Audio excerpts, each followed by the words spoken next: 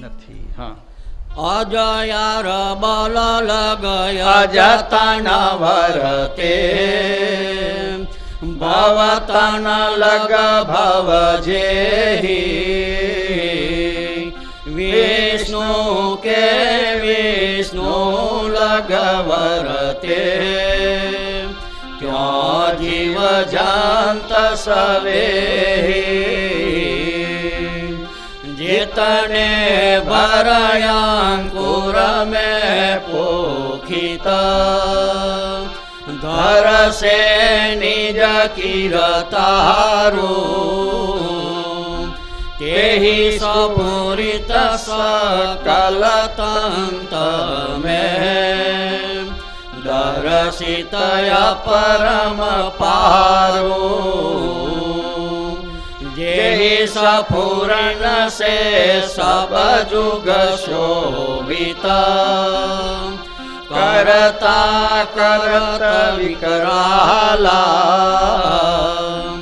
પરભાર્યો પર પંચ પતાયિત આપે રહિત નિરાલા.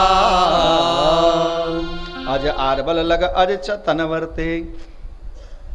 જેમ સામાન્ય અંશે ધારણ કરેલું શરીર એનું જેટલું આરબલ હોય ત્યાં સુધી એ રહે છે, એમ બ્રહ્માના દેહનું આરબલ પૂરું થાય એટલે એમનો પ્રલય થાય છે. ભવ તન લગ ભવ જેહી, અને ભવ એટલી શિવજી એમનું આરબલ જેટલું એટલો સમય એ પણ રહે છે. વિષ્ણુ કે વિષ્ણુ લગ વર્તે, અને વિષ્ણુ ક્યાં સુધી રહેતા કે એમને પણ એમને જેટલું મળ્યું હોય એટલું ભોગવે.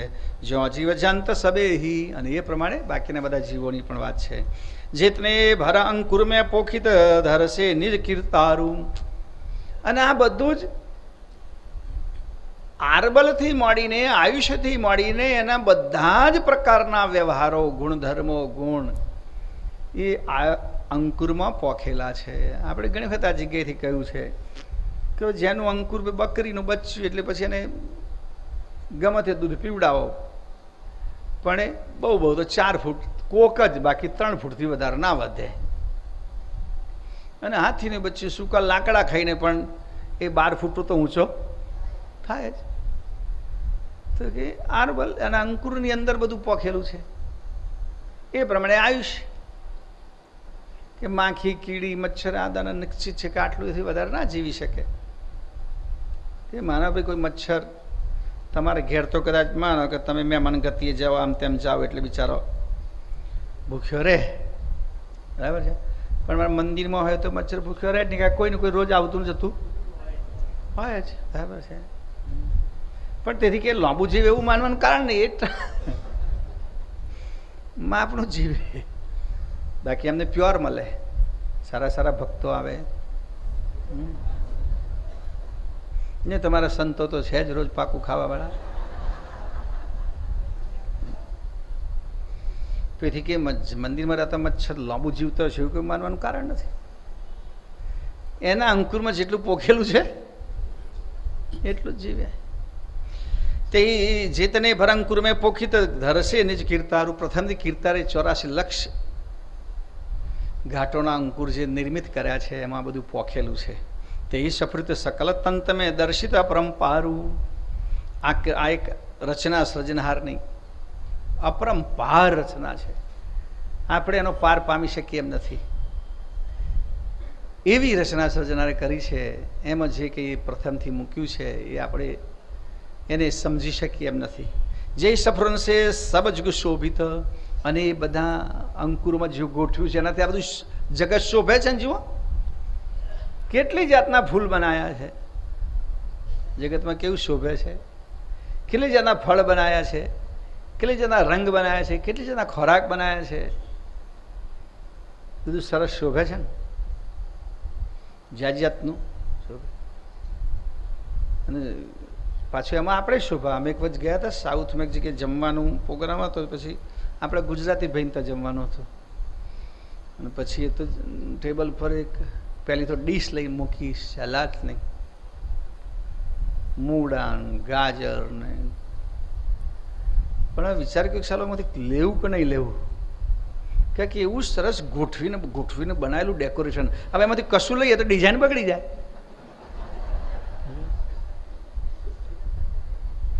આમ પેલી કાકડી ગોઠવેલી ને પછી એના પર મૂળા ગોઠવેલા ને પછી એના પર બીજું ગોઠવેલું ને એવું સરસ બનાવેલું, એના ઉપર છેલ્લે પાછું એક ટોમેટું ગોઠવેલું. એટલે આપણને એમ લાગે સારું જીવતું હશે કે બધું છે એમનું. થોડી વાર પહેલાં કે લોન લો, પણ મેં કઈ જગ્યાએથી લઉં અને આટલી મહેનત કરીને ગોઠવ્યું છે. અને આમ ત્રણ ફ્લેગ જેવા 3 કલર થઈ ગયેલા. એ પેલી એક તો ફરતે ફરતે એમણે મૂકી દીધી કાકડી, પછી એના પર બીજું વચ્ચે મૂકી દીધો મૂળો, પછી આ બાજુ મૂકી દીધું ગાજર. મેં કહું તો ભારતનો ઝંડો બની ગયો ગોળ ગોળ. અને એમાં મૂક્યું ગોળ ગોળ ટોમેટું, એટલે પાછું ચક્કર આવી ગયું. એટલે આપણને ચક્કર આવવા માંડ્યા, ક્યાં ખવાય. એ વખતે મોબાઈલ નહોતા, તો ફોટો પાડી લેતો. આ સુશોભિત સર્જનારે આ વિશ્વ સુશોભિત કર્યું છે. લોકો હિમાલયમાં જે જાય છે જોવા માટે ફૂલ, ખબર તમને? જોઈ જગ્યા વેલી ઓફ ફ્લાવર. બદ્રીનાથ જતા, બદ્રીનાથ અને કર્ણપ્રયાગથી વચ્ચે રસ્તો જાય છે. ફૂલની વેલી દુનિયાની મશહૂર જગ્યા છે. કોઈ ઉગાડતું નથી, કુદરતી ઉગે છે. ખાસ જૂન જુલાઈ ઓગસ્ટમાં જોવા મળે, સપ્ટેમ્બર સુધી, પછી તો બરફ પડે. પણ એટલું રંગ બેરંગી આપણને એમ લાગે કયા માળીએ કર્યું છે આ. થોડુંક પગે ચાલીને જવું પડે છે. પણ આ શોભા બનાવી એ બધું અંકુરમાં. હાર આપણે બનાવી કેમ તરત અમે હજિયારી મૂકીએ, નીચે ગુલાબ મૂકીએ છીએ, ઉપર કઈ મૂકીએ છીએ, સુશોભિત કરીએ છીએ. પણ અંકુરમાં કોઈમાં પીળો કલર ને કોઈમાં લાલ કલર ને કોઈમાં કઈ કલર ને જાત જાતના કેવા ફૂલ હતા. તો બધા લોકો જે બનાવે છે તો એ અંકુરમાં પોખી પોખીને બનાવ્યું છે સર્જનહારે, કે જાત જાતનું સુશોભન છે. રસ કેવા, કેરીઓ બહુ લાગી છે આપણે તો.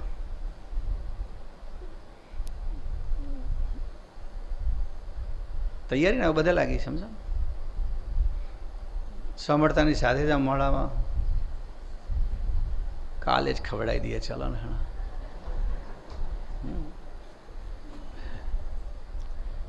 લાંબા વાર સુધી વાત નીકળી છે તો કામ પતાવી દેવું પડે. આમ તો પરમગુણની ઉપાસનાની મોક્ષની તો બહુ વાત આપણે સાંભળીએ, પણ એ કામ હમણાં નહીં પતાવવાનું. આ પહેલું પતાવી દેવાનું, જે પતાય પહેલું.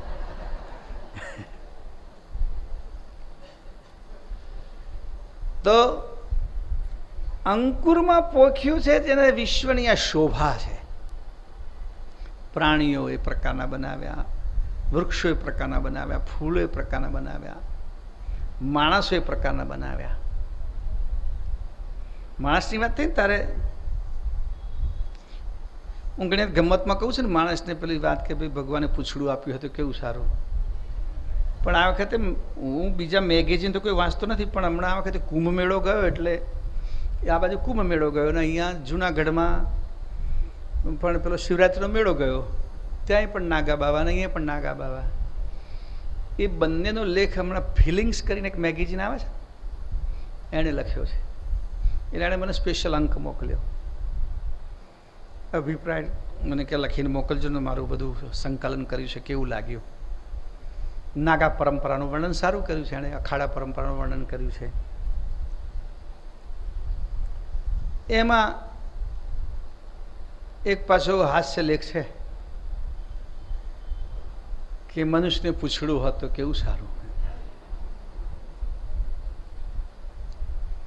એટલે એક ભાઈ પ્રવચન કરે છે, કશીક વાત કે આપણા લોકો એટલા બધા ખુશ થઈ ગયા, એટલા બધા ખુશ થઈ ગયા કે બધા તાલીઓ પાડે છે, પણ છતાં એમ લાગે છે કે તાલીઓ પાડવા છતાંય પોતાના મનમાં જેટલો હર્ષ છે, આનંદ છે, એ વ્યક્ત કરી શકતા નથી. જો ભગવાને એક વધારાનું પૂછડું આપ્યું હોત તો પટપટાઈને આપણે એમાં ઉમેરો આવો.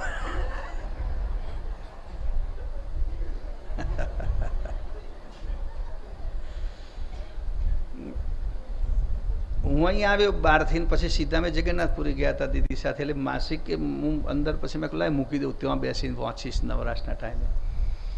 વાંચતા હતા એટલે એમાં એ બધી સરસ વાતો લખી બધી કે ભાઈ પછી તો કેટલું બધું દુનિયામાં ઉદ્યોગ એક નવો ખુલત, જેમ અત્યારે વાળ માટે કેટલોક નવો ઉદ્યોગ છે, વાળ વધારવાની દવાઓ, એના કેપ્સ્યુલો, વાળ ઉગાડવાની દવાઓ, વાળ કાળા કરવાની દવાઓ, વાળના શેમ્પૂ, એમ પછી પૂછ લાંબુ કરવાના પણ શેમ્પૂ, પૂછને સાફ રાખવાનો શેમ્પૂ પછી કદાચ કોઈકનો તૂટી ગયો તો ટ્રાન્સપ્લાન્ટ કરવાનો પણ દવાખાના, કેટલો સાઈડ બિઝનેસ વધત જો ભગવાને આટલું કર્યું હોત તો એક નવી ઇન્ડસ્ટ્રી પણ એની પણ એવું બધું લખ્યું છે પેલા અંદર મેળવીને. અને પછી તો લોકો આજે બે હાથ વરરાજા અને વરકન્યાને તો કહે છે પછી બધું હાથને બધું રોકાયેલું હોય એટલે પેલા કપડાં બાંધવા પડે છે, પછી તો એની પણ જરૂર ના પડે. શું લોકો પત્રિકામાં લખે તો પૂછ મેલાપનો સમય આટલા વાગ્યાથી આટલા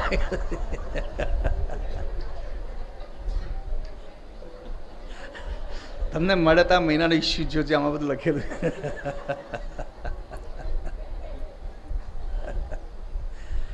તો પણ એણે બિચારા એને નિકાલ એણે સારું સારું લખ્યું, બાકી ઉપાધિઓ કેટલી થતી નથી લખ્યું એણે. બસમાં તો કોઈ ચડી જ ન શકત, બરાબર, પાછળ વાળો ખેંચે તું ઘોર મજા વાળો. અને મોટા કંઈ પોલીસ સ્ટેશનમાં એના જ વધારે કેસ હોત, આણે મારું પૂછડું તોડી નાખ્યું, આણે મારું પૂછડું તોડી નાખ્યું, આણે મારા મોટા ભાગના કેસ કોઈકને મારામાં દાંત પાડી નાખ્યા કે આવું તેવું તો કોઈક જ બને, બાકી પૂછડાના કેસ તો એ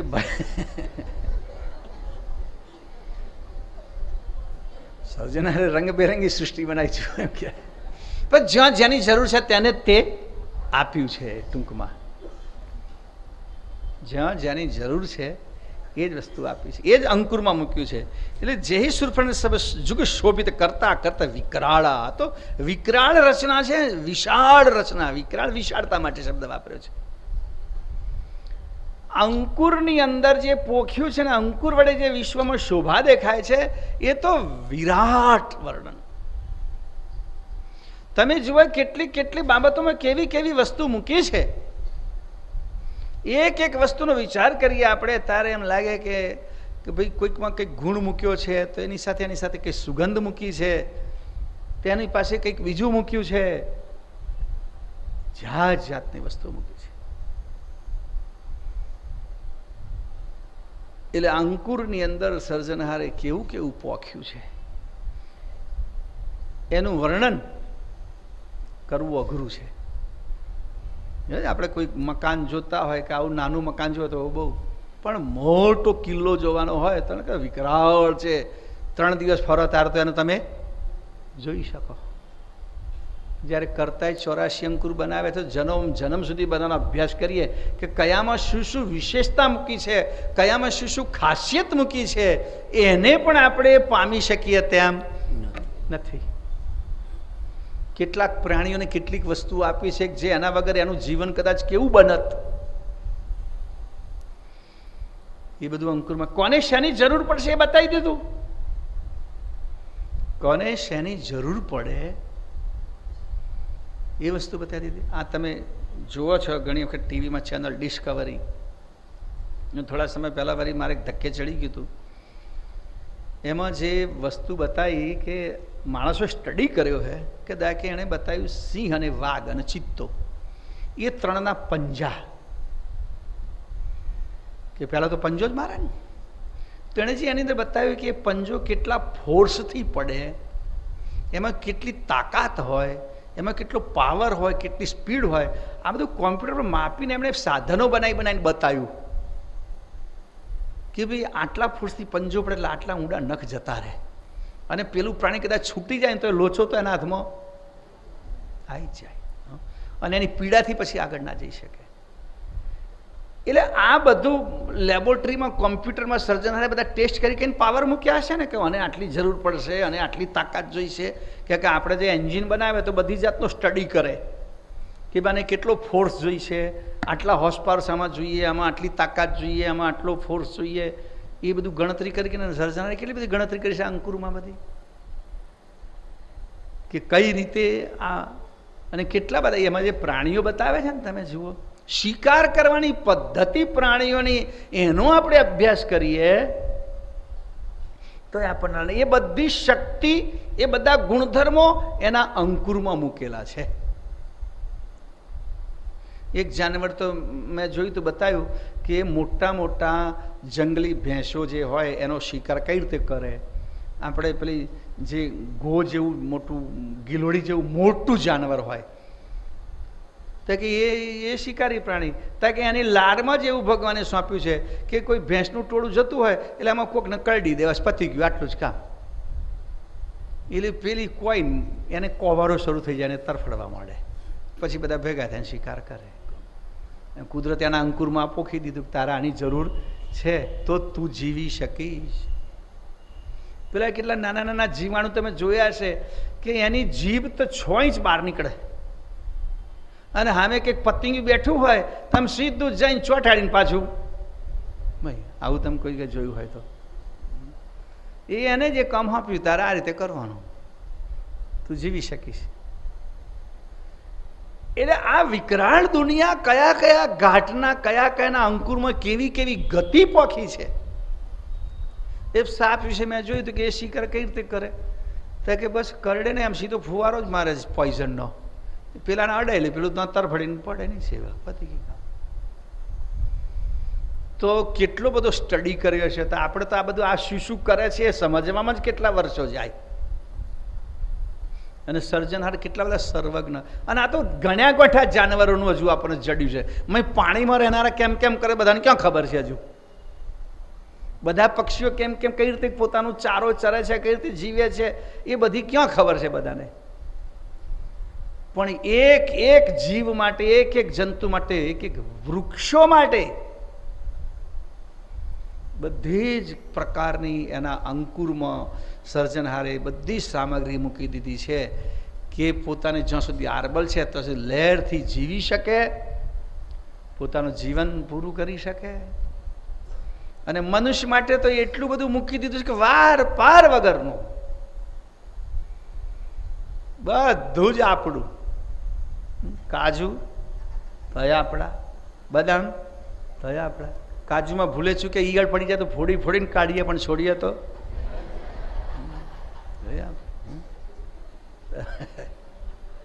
કેટલા મેવા, કેટલી મીઠાઈઓ, કેટલા ફળ, કેટલા રસ, કેટલા ફૂલ.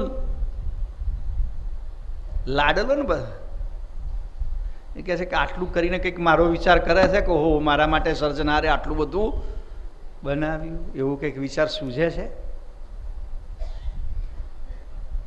તો આ સર્જનાની વિકરાળ રચના છે.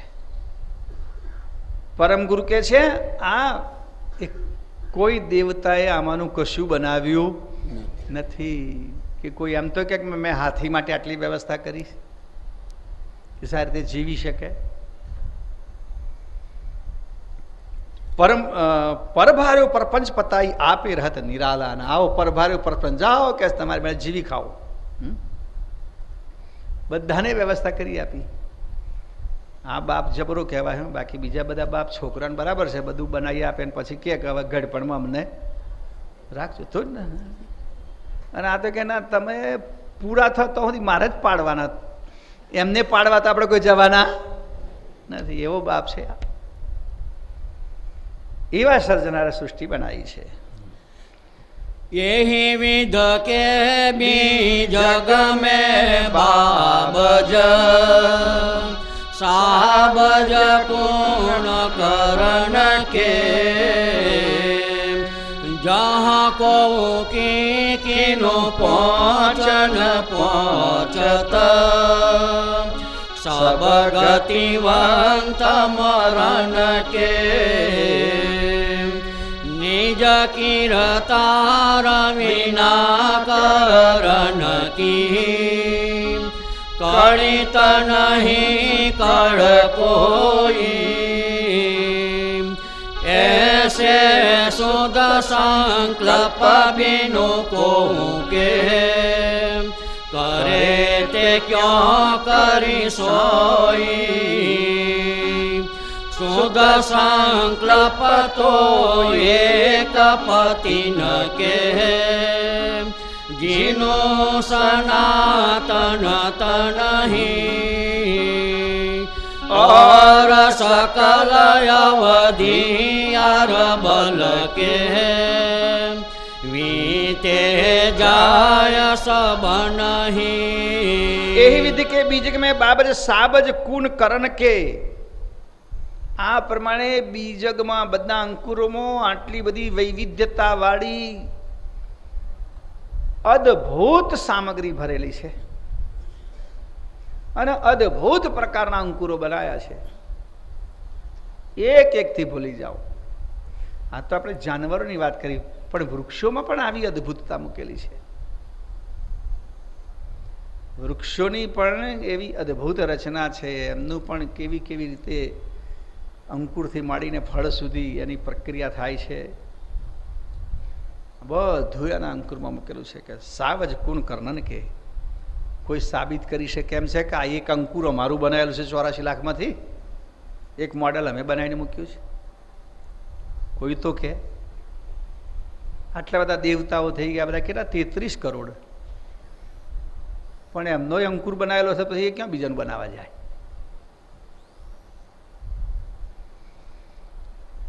જ્યાં કહું કે કીનું પહોંચ ને પહોંચત, આ જે રચના છે એમાં કોઈની પહોંચી શકે તેમ નથી. પહેલું તો ચિંતન કેટલું હશે, સર્જનહારે કેટલી સર્વજ્ઞતા વિચારી હશે. પાણીમાં રહેનાર પ્રાણી માટે કેવું કેવું જોઈશે, શું શું જોઈશે. જેને જે કંઈ આપ્યું છે ને એ બધું પાછું કોઈક ને કોઈક હેતુ, માછલીને અમુક પ્રકારના રંગ આપ્યા છે એની પાછળ કોઈક હેતુ હશે. એ રંગ એને કઈ ને કઈ રીતે કામ લાગતો હશે. ચારો ચરવામાં પડે કે એના વંશ વૃદ્ધિ કરવામાં કે ગમે તે રીતે. અને આપણા હાથમાં જે મોટા મોટા એનું જ આપણે જાણ્યું છે. નાના નાના મચ્છરોનો કોણ અભ્યાસ કર્યો છે? કેટલા લોકો કરે છે. વચ્ચે મેં પેલી કીડીની વાત કરી કે કીડીઓમાં કેટલો સંપ બનાવ્યો. કીડી જેવી જાતમાં કેટલી સમજણ મૂકી છે એ અંકુરમાં. મેં એક વખત અહીંયા આવી આ ગ્રંથ શિબિરમાં જ એક વાત કરી હતી કે કોઈક દિવસ મારે ધક્કે ચડ્યું હતું. મેં જોયું હતું કે ઘોડો 400 પાઉન્ડનો મરી ગયેલો અને 2 કલાકમાં કીડીઓ ઠેકાણે પાડી દીધો. અને તે કેવા સંજોગોમાં પાડ્યો પાછો કે જ્યાં ઘોડો પડ્યો હતો ત્યાંથી એમને જે દરમાંથી વચ્ચે આવે નાની એક નાળી હતી પાણીની, આમ ચારે બાજુ ફરી આવી કીડીઓ પણ કહે છે બહુ લાંબો રસ્તો છે, તો પાછો બ્રિજ બાંધી દીધો. પાણીમાં બ્રિજ બનાવ્યો અને તે કોઈ વસ્તુનો નહીં, પોતાની જાતનો. એ કીડી હિંમત કરીને 2 પગ કિનારે ચોંટાડીને અંદર પડી, બીજી એના પર, ત્રીજી તેના પર, એમ કરતાં કરતાં બધા એકબીજા લઈને 2 કીડીનો ક્યાંય બ્રિજ બનાવી દીધો. પેલા આખું બતાવ્યું હતું ટીપ, અને એના ઉપર થઈને બધી કીડીઓ ગઈ અને આખા ઘોડાને સાફ કરીને પાછી દરમાં લઈ ગઈ અને પાછો બ્રિજ પાછો વંખીને પહોંચી ગઈ. કહો હવે આ તો આપણે ન કરી શકીએ. આ કામ આપણે કરવા તો એકાક બ્રિજની તૂટી પડે, મને ભાર લાગ્યો હવે કે બદલો.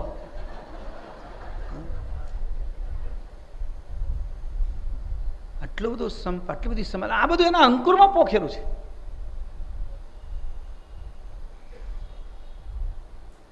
બાબતમાં એમ કહેવાય છે કે બીજા બધા પ્રાણીઓમાં કંઈ બદલાવ થયો, આ થયો, પણ કીડી કે સૌથી નાની છે એટલે જીવી જન્મી જ્યાંથી સૃષ્ટિ પેદા ત્યાં સુધી એનું પરિવર્તન જ થયું. એવી ને એવી રહી છે. એમાં પ્રકાર ઘણી પ્રકારના બનાવ્યા છે, બતાવ્યા છે. એટલે કે કીડી તો પેલા બલૂન જેવી રે, ફુગ્ગા જેવી. કારણ કે ભાઈ નાના નાના તારે ફુગ્ગા મળતા, ના જાય મળે. બીજા બધા રમકડા બદલાઈ ગયા પણ આ બદલાતું નથી. બરાબર છે. 100 વર્ષના ડોહાએ ફુગ્ગા ફૂલાયા હશે. ખેર ફુગ્ગો ના હોય તો કેટલા તો ફૂલાવે.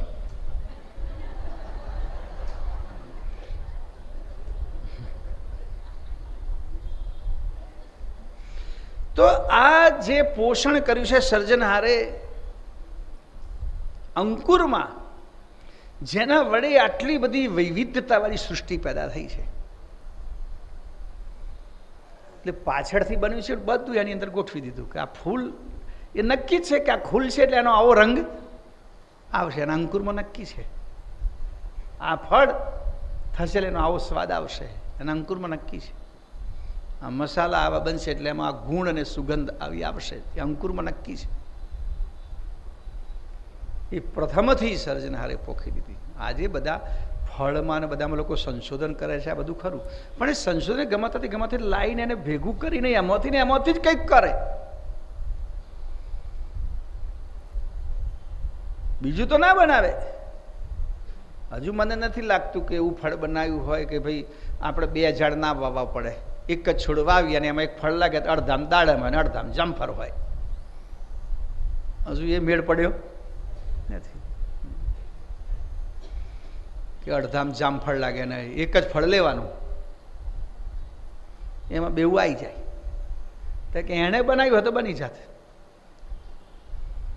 તમને ખબર છે, તમે પોયણા જોયા હશે જે કમળ જેવા હોય, એની નીચે ગાંઠ નીકળે અને અંદરથી રચના દાડમ જેવી જ હોય, એમાંથી દાણા નીકળે. અને દાણા જોયા હોય તમે, એવું સરસ બનાવ્યું કે જાત જુદી જુદી પ્રકારના દાણા નીકળે, જુવાર જેવા દાણા નીકળે, બાજરી જેવા દાણા નીકળે. હવે તો મોટે ભાગે તલાવમાં પેલું બધું ઉગે છે ને ક્યાં જોવા મળે આ બધું. પણ એ બધી વૈવિધ્યતા જે આપણને ગમે, ઉપયોગી થાય, અને એ પછી અમુક જાનવરોને એના માટે એનો ખોરાક બની જતો હોય છે. એ તોડે એટલે એમાંથી થોડા દાણા તો વેળાવાના છે અને એ જમીનમાં ભળી જવાના છે અને ફરી બીજા વર્ષે પાછું એમાંથી ઉગવાનું છે, ને પેલાને ખોરાકે મળી જાય. બધી જ ગોઠવણ. હમણાં અમે એક કાર્યક્રમમાંથી આવતા હતા, ગીતા દીદી મારી સાથે હતા, ને અમે આવ્યા એ બાજુથી, એના આશ્રમ બાજુથી જ આવતા હતા, ને પ્રોગ્રામ હતો મારો કંઈક સાબરકાંઠામાં, ધનસુરા ઉપર થઈને દહેગામ ઉપર થઈને આવ્યા. તો વચ્ચે પેલી બટાકાની ખેતી, 2 વખત બટાકા નીકળતા હતા. એટલે કે આ બટાકા કેમ નીકળે જોઈએ, એટલે જોયા, ઊભા રહ્યા, જોયા. પણ રોડમાંથી ઉતરીને ગટરમાંથી ખેતરમાં ગયા, પાછા આવ્યા પછી તો બધાના કપડાં વીણવા માંડ્યા. બરાબર. એક તો પેલો અંગાળો, હા, બધો ચોટી ગયો, અને 2-4 બધા મોટા ચોટક ગાડરીઓ. આ શું? કુદરતે કેવી સરસ સગવડ કરી છે કે એના બીજનો ફેલાવો કરવા માટે કઈ રીતે કરવું, કે તો થાય નીકળે લેતા જાય.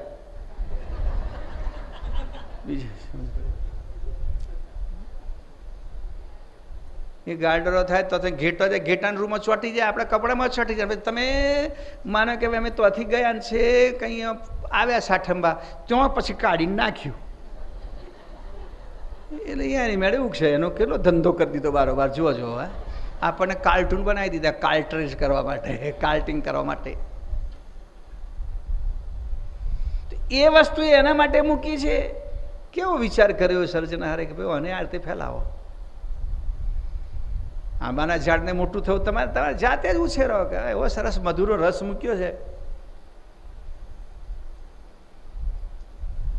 કે આપણે લઈ આવીએ, લાવો તારે એક રોપી, એમ કે. દરેક વસ્તુની આ ગોઠવણ અંકુર દ્વારા, એટલે આ સૃષ્ટિની આખી જે એમાં બધી જ વસ્તુઓ, એને પણ લાભ, બીજાને પણ લાભ, બધી જ જીવસૃષ્ટિ અરસપરસ પોતાનું જીવન જીવી શકે એવી ગોઠવણ. આટલું બધું વિલક્ષણ કાર્ય, આટલું બધું ઊંડું વિચારવાળું કાર્ય, આટલું બધું દીર્ઘદ્રષ્ટિવાળું કાર્ય, આટલું બધું ગોઠવણવાળી વ્યવસ્થા, એ મારા તમારા જેવાનું મગજ કામ કરી શકે નહીં. એ કોઈના હાથની વાત નથી. એક સર્જનહાર બીજા બધા કેમ ના કરી શકે? કે આવું શુદ્ધ સંકલ્પ બીજા કેમ કહેતા કે તો શુદ્ધ સંકલ્પ કરે ને પછી એ તો વચ્ચે પાછા જતા રહેવાના, કે કોઈ કાયમ નથી. કે શુદ્ધ સંકલ્પ તો એક પતિ કે જીનું સનાતન તનહી, જે સનાતન છે માટે એમનો સંકલ્પ છે. આગળ તો નિજ કીર્તાર બિના કર્ણ કી કડિત નહીં કળ કોઈ, એસે શુદ્ધ સંકલ્પ એનું કહું ને કરે તે ક્યાં કરે ક્યાં કરી સોઈ. બીજો તો આને સમજી ના શકે, આને કળ કઈ રીતે બનાવ્યું છે એને જ મને ખબર ના પડે, એ શું કરે. અને બીજા કોઈ સંકલ્પ ના કરે. શુદ્ધ સંકલ્પ તો એક પતિને કે એક સર્જનહાર જ આ શુદ્ધ સંકલ્પ કે સૃષ્ટિ બનાવી શકે, જેનું સનાતન તન હિ. કારણ કે સનાતન તન શબ્દ વાપર્યો તો એમનો તન તો નથી, પણ એનું સ્વરૂપ સનાતન છે, શાશ્વત છે. ઓર સકલ અવધિ આરબલ કે વીતે જાય સબન હી. બીજા બધા તો એમનું અંકુર નક્કી કરેલું છે, કારણ કે એક અંકુર છે, એમનું આયુષ્ય એમનું બલ એ બધું એમના અંકુરમાં નિશ્ચિત છે. એટલે પહેલી વસ્તુ તો એ છે કે એમનામાં એ બીજો અંકુર કે એ સંકલ્પ કેમ ના કરી શકે. એમ પૂછીએ તો એવું કહી શકાય કે એમના અંકુરમાં સંકલ્પ કરવાની શક્તિ મૂકેલી નથી. અંકુરમાં જેટલું મૂક્યું એટલું જ થાય ને, યાદ રાખો. જેની અંદર જેટલું ભરેલું છે એથી વધારે કરી જ ન શકે કોઈ. ચિત્તો ધમ ધમ ધમ કહીને ઝાડ ઉપર ચડી જાય, સિંહ ન ચડી શકે. બેઉ હિંસક પ્રાણી છે. જુઓ, ચિત્તો ઝાડ ઉપર ચડી શકે. ચિત્તો, વાઘ અને સિંહ ત્રણમાં કેટલું અંતર છે. વાઘ ઝાડ ઉપર ચડી શકે પણ જાડા જાડા ડાળ ઉપર ચડી શકે. ચિત્તો રમરવાટ ચડી શકે અને સિંહ તો બિલકુલ ના ચડી શકે. કે સર્જનારે નક્કી કર્યું કે આને જરૂર છે જ નહીં, એ નીચે પોતાનું કામ પતાવી શકે એમ છે.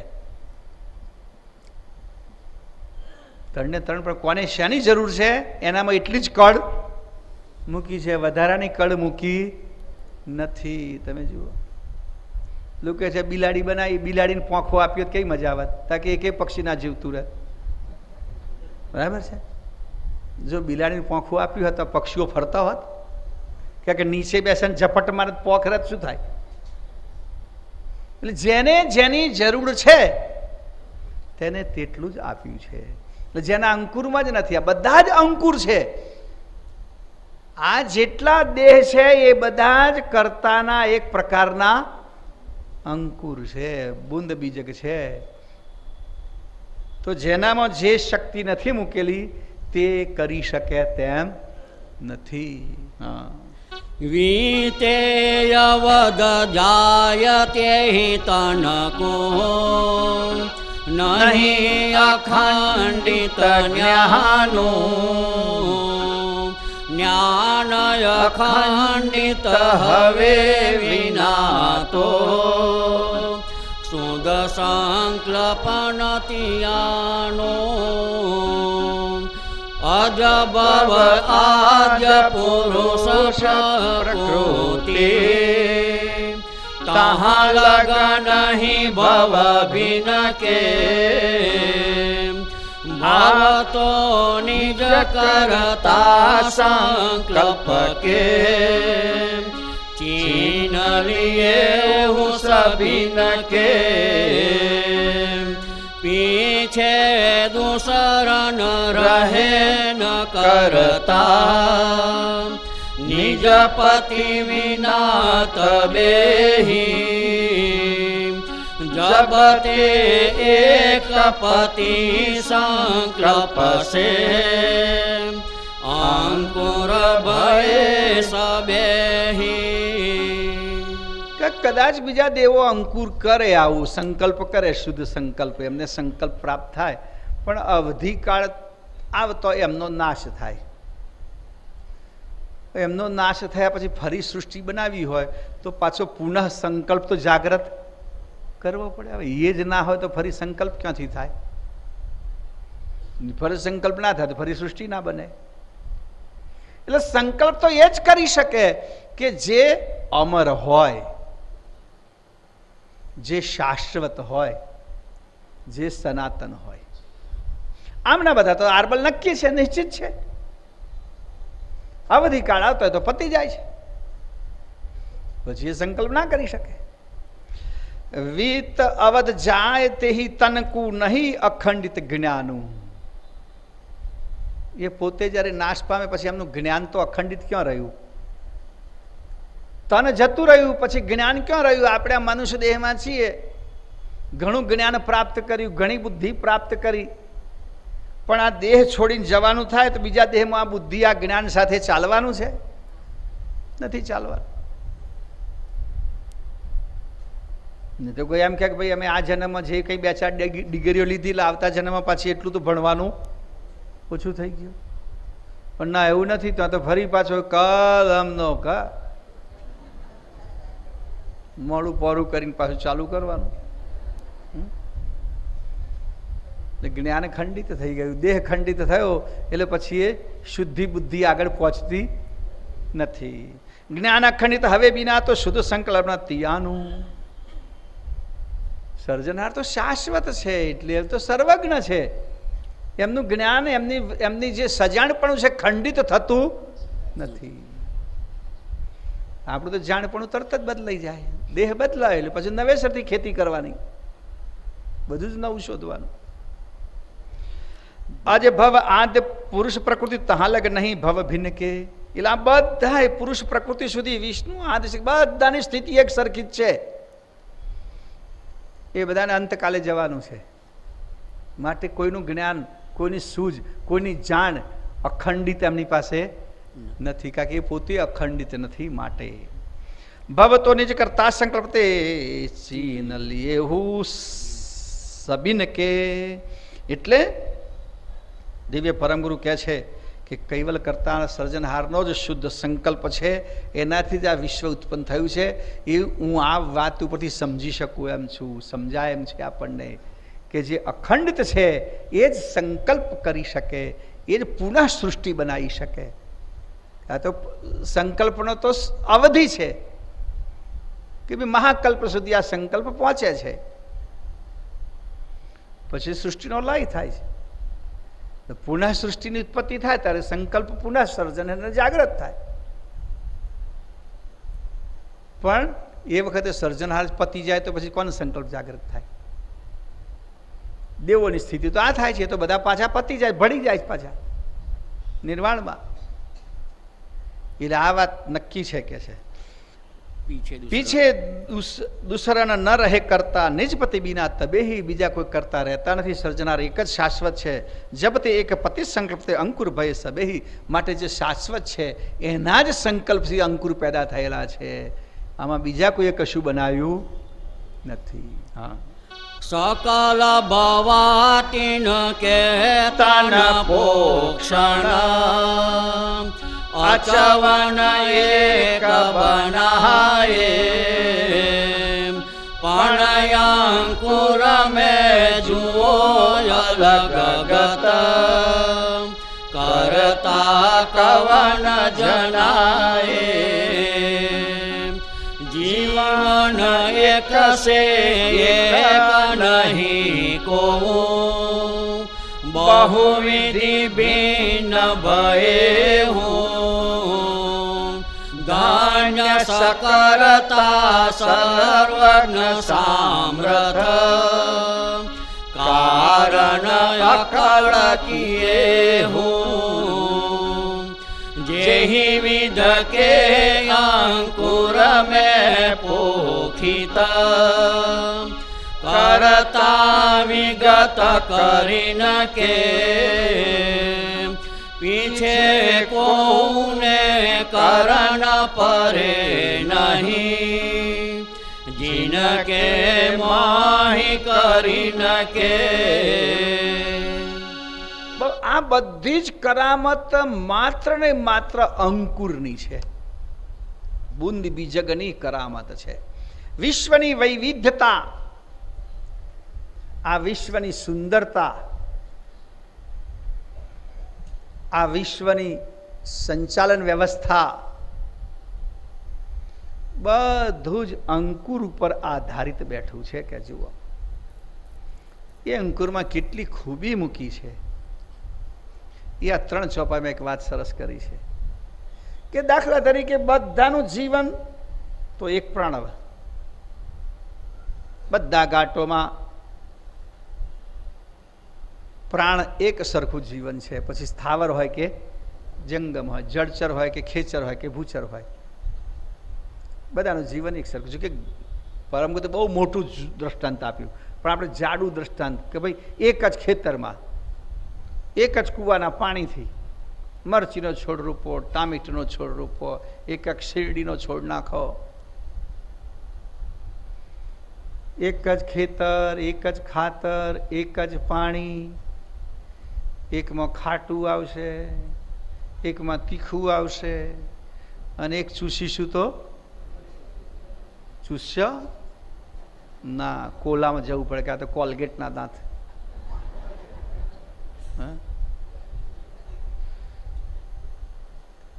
અહીંયા પ્રણવરૂપી પાણી કે પ્રવાહ કે જીવન જે ગણો તે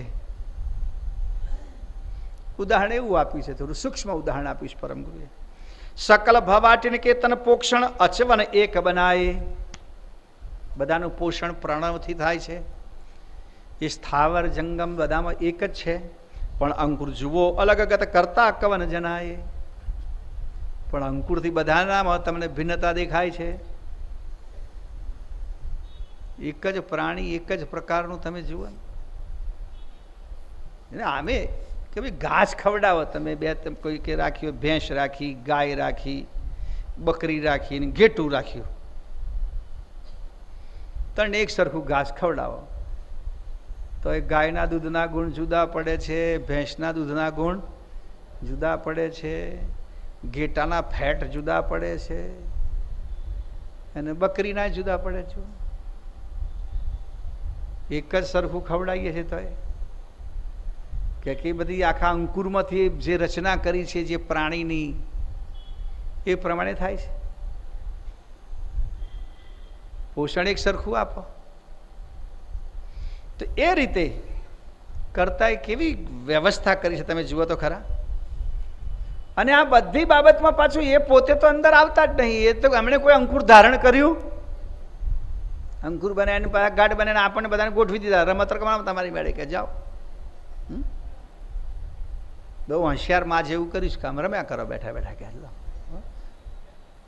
પણ છતાં માં તો પાછી એમ કરે, છોકરો એ તો બધા ભૂખ લાગે ત્યારે તો ઘેર જાય. આપણને તો ખાવાનું એટલું બધું આપ્યું કે ઘેર જવાની પડી જ નથી કે ચાલો વખત થયો પાછા વળીએ. જીવન એક છે, એક નહીં કોવું. બધાનું જીવન એક છે પણ વ્યવહાર એક સરખો નથી. બધાનું જીવન એક પ્રણવ છે પણ બધા સરખા નથી. બકરીની ઊંચાઈ જુદી વધી જાય, ભેંસની ઊંચાઈ જુદી વધી જાય. ઘેટું તો બિચારું ટેન્શનમાં જ જીવે. લોકો એવું કહે છે બહુ ટેન્શનમાં તો માણસના વાર ધોળા થઈ જાય. એટલે મને લાગે ઘેટું બિચારું જન્મે ત્યાંથી જ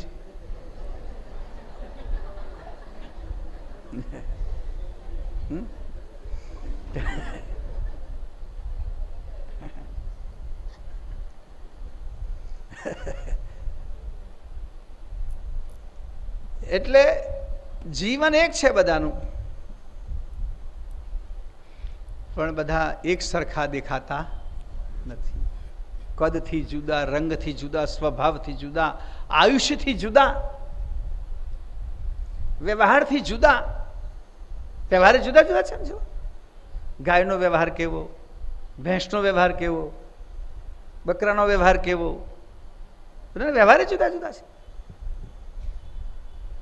લોકો કે પાણી કઈ નદીમાં પડ્યા હોય, કઈ પાણીમાં બહાર કરવું હોય તો શું થાય કે ગાયનું પૂંછડું પકડો તો નીકળી જવાય, અને ભેંસનું પકડો તો એની લહેરમાં જ જીવે તમારું.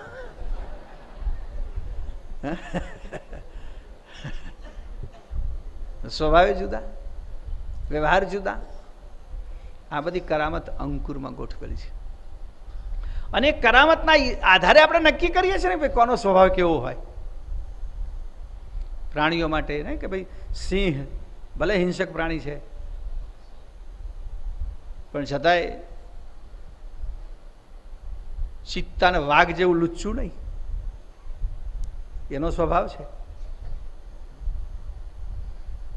એ સ્વભાવના અંકુરમાં ગોઠવેલો છે. બાકી કે બધા સિંહને ભેગા કરીને થોડા ભણાયેલા તમારે આવી રીતે રહેવાનું,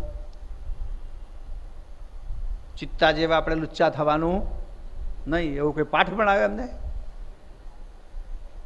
ભણાવે તેથી શું ફેર પડે? બરાબર છે. તો ધન્ય સકર્તા સર્વજ્ઞ સામર્થ્ય કારણ અકલ કિએ હું. હે સર્જનહાર, ધન્ય છે આપને કે કેવી સૃષ્ટિ બનાવી છે. એમાં બે વાતો, બે શબ્દ સરસ. એક તો સર્વજ્ઞ છો અને સમર્થ છો.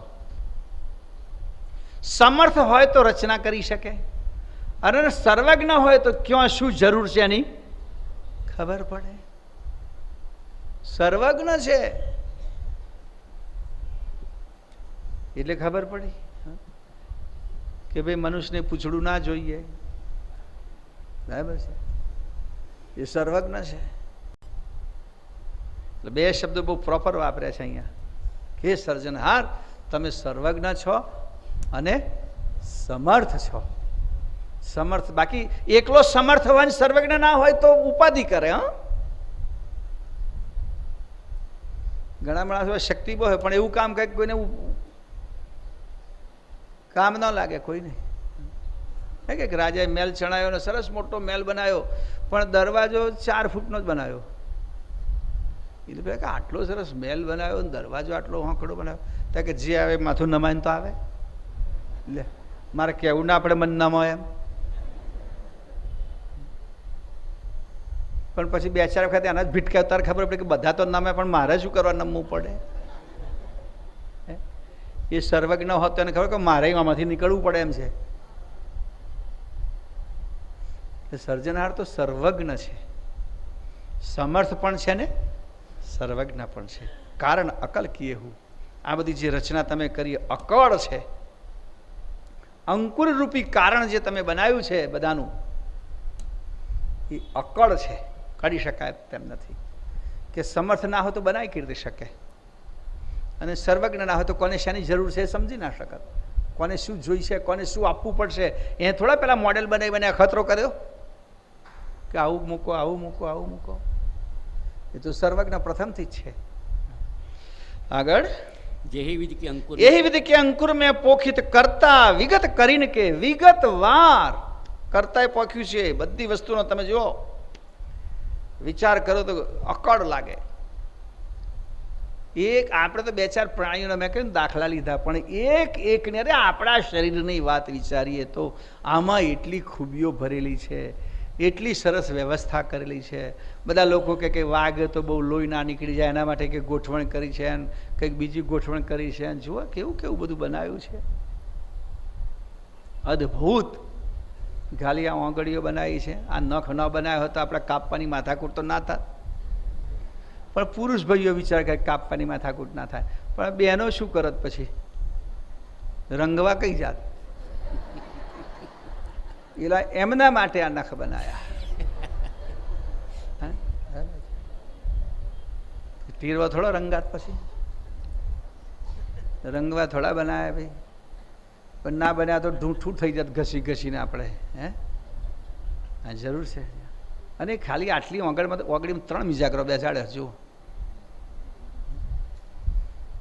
આપણે તો દરવાજો 2-4 દાડા ના ખુલે, કંઈક વરસ પછી જઈએ તો પાછું એવા શરૂર. બરાબર. આ કોક તો પેલા કટ કરે બધાને. કોઈ દાડો ઓઇલ નાખો છો આમાં? જોઈન્ટ ઘસાયા. જો કે કંઈક અવળું આડું ખાવ થોડા ઘસાય છે, બદલાવવા પડે કેટલાકને. તો આપણી ભૂલે. બદલ્યા પછી લોકો એમ કહે છે પણ ઓરિજિનલ જેવા નથી થતા.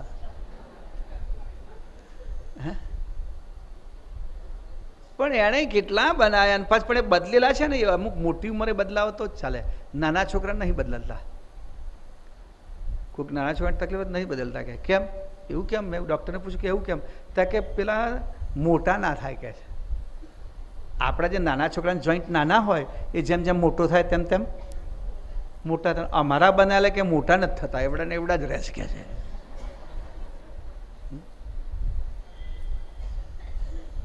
એમાં કંઈ ફેર ના પડે. પેલા મોટા થઈ ગયા ઉંમરવાળા, એમને તો કશું મોટું થવાનું છે જ નહીં. એટલે આ બે હાડા ચાલે. એટલે આ એક દેહની અંદર પણ આ ખૂબીઓનો વિચાર કરીએ તો પરમ ગુરુ કે કરતા વિગત કરીને કે વિગત એક ઝીણી ઝીણી વાતનો વિચાર કરીને સર્જનારે આ જે બનાવ્યું છે એ એમની સર્વજ્ઞતાનું પ્રમાણ છે. આવી શક્તિ, આવી બુદ્ધિ સૃષ્ટિમાં કોઈ પાસે હોઈ શકે નહીં. પીછે કોને કર્ણ પરે નહીં, એમાં પાછળથી કોઈ સુધારો વધારો નથી કર્યો. જીનકે માહી કરીને કે જે કરતાએ કંઈક કર્યું છે એનું એ જ છે, એમાં કોઈ કાંઈ કરી શકે એમ નથી. હા, એહિ વિધ જેહિ અંકુર કે કરતા તેન લહતયન ભાગી નિજયનુભવયવતારયાચારજ કોકીનો જોયું ન જાગી જગે તે ક્યાં અવતારય જાનિત આચાર જયનું કરીએ જીનકે શરીર શુદ્ધ નહીં ધરશે અતિ અમારી ખમલ ભરીએ અમારી ખકે તન મેં નહીં તાત્પર ઉર અનુભવ કરને કામ ઈશ થઈને પૂજાઈત ભવ મેં ધરી અભિમાન વિશે કા. ઓહ, પતિ તરણ થઈ ગઈ. એહી વિધ જય અંકુર કે કરતા તે ન લહત અભાગી. અભાગ્યા જીવો આ અંકુરની ચર્ચા વિચારણા કરી હોત કે આવું બધું તો આપણે કશું બનાવી શકીએ એમ નથી, કોઈ આમાં કોઈ ઉમેરો કર્યો નથી. આટલી ઝીણી સૃષ્ટિ, આટલું માઇક્રો સર્જન ક્રિએશન, આટલો ઝીણો ઝીણો વિચાર કોણ કરે? વિચાર તો કરો તમે. નાકમાં થઈને શ્વાસ લેવાનો, પાછું કે ઉડતું કરતો ને સીધું મેં ફેફસામાં ના જતા એટલે વાળનું જાડું મૂકવાનું. જો ને તો મચ્છર ઉડીને સીધું મેં ફેફસામાં પહોંચી જાય. કારણ કે કેટલા તો ઊંઘમાં એટલું જોરથી ખેંચે કે જેમ સૂંઢમાં હાથી ખેંચતો હોય એમ.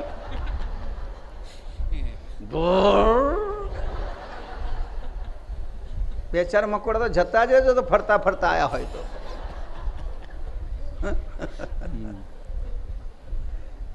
પછી ઓપરેશન કરવું પડે, મેં મંકોડા પેસી ગયા. આટલું ઝીણું ઝીણું વિચારી જુઓ સર્જનારે, કેટલો સૂક્ષ્મ વિચાર કર્યો છે કે ક્યાં શું જોઈએ. ઘડી ઘડી આંખ આપણી પટપટે છે કે કીકી સુકાઈ ના જાય.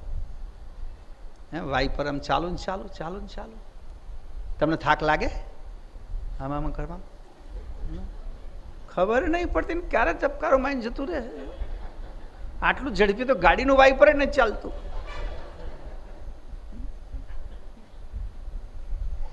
આ કેટલું બધું કર્યું છે કે છે. તો કહું કે જોયું ને જાગી જરાય વિચાર ના કર્યો કે આમાંનું કશું આપણે નથી કરતા, આપણાથી કશું થઈ શકે એમ નથી. ઉલટું આ બધું આપણામ છે, કોકે મૂક્યું છે આપણામ, તારે છે. નિજ અનુભવ અવતાર આચાર્ય કહું કીનું જોયું ને જાગી જગે તે ક્યાં અવતાર અજાણિત આચાર્ય અનુકરીએ. કઈ રીતે જાગે? બધા કરતાથી અજાણ્યા છે માટે. આ અજાણ્યા છે, કરતા પછી અજાણ્યા છે, એટલે કઈ રીતે જાગ્રત થઈ શકે કે છે. અને આચાર્યો પણ અજાણ્યા છે, એમને અનુસર્યા. जिनके शरीर शुद्ध नहीं धर से अति अमृतमण भरी. બહુ સરસ વાત કરી. આ પરમનું જ્ઞાન, કર્તાનું ભાન, એનું ચિંતન કોણ કરી શકે? જેનું શરીર શુદ્ધ હોય તે, જેનું મન શુદ્ધ હોય તે. આ તો બધા ઈર્ષ્યાથી ભરેલા છે, અહંકારથી ભરેલા છે. ઈર્ષ્યા ને અહંકારથી ભરેલા હોય કે બે વસ્તુ, આ બંને બહુ સરસ. આમ થોડી સાયકોલોજી, મનોવિજ્ઞાનનો વિચાર કરીએ આપણે. કે જેનામાં ઈર્ષ્યા હોય એને પણ બીજાનામાં કોઈ વિશેષતા ના દેખાય. હો, ઈર્ષ્યા કોક કામ જો ને કેવું હા મોટું નીકળ્યો છે, જવા દેને. હવે ઈર્ષ્યા હોય એટલે એમ કે આવું હોય તો બહુ મોટો ફરે, હવે મને બધી ખબર છે એમ, એટલે પેલાને મહાન જોઈ શકે નહીં. તમે જોજો ઈર્ષાળુ માણસ કોઈના વખાણ ના કરી શકે, કોઈની પ્રશંસા ના કરી શકે, એ કોઈનામાં વિશેષતા જોઈ જ ના શકે, કારણ કે ઈર્ષા છે એનામાં. અને અહંકારી માણસ, અભિમાની માણસ પણ કોઈની કદર ના કરી શકે. આ પણ એટલું જ હકીકત છે. કોઈ સારા કાર્યોની વાત કે કોઈનામાં સારા ગુણ અહંકારી માણસ ના જોઈ શકે.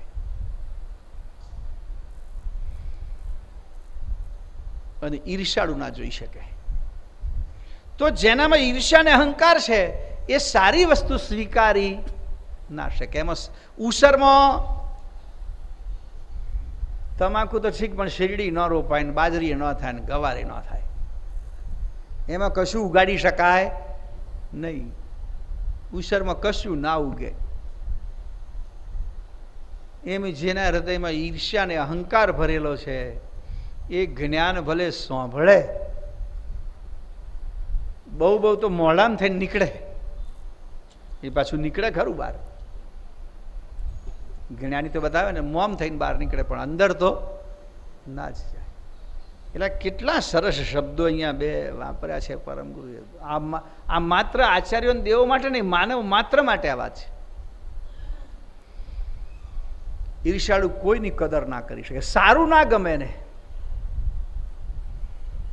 કે એને એમાં ભય સ્થાન દેખાય, મારું કંઈક જતું રહેશે તો.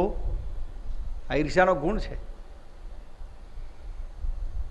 ઈર્ષ્યા કોઈ પણ બાબતમાં સારાને સ્વીકારી ના શકે, અને અહંકારી માણસ પણ સારાને સ્વીકારી ના શકે.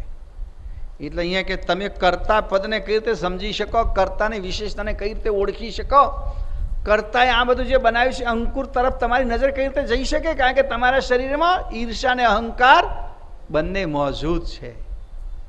એટલે તમે આ કર્તાની રચના કૃતની કદર ના કરી શકો.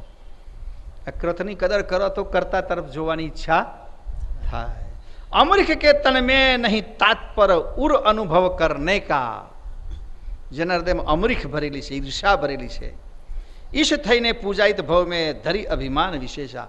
અને પોતાના મનમાં અભિમાન છે, એટલે બધાના હું બધાના કરતાં મોટો છું, મને જ બધું આવડે છે, હું જ જાણું છું, હું વિચારું છું એ જ ખરું છે.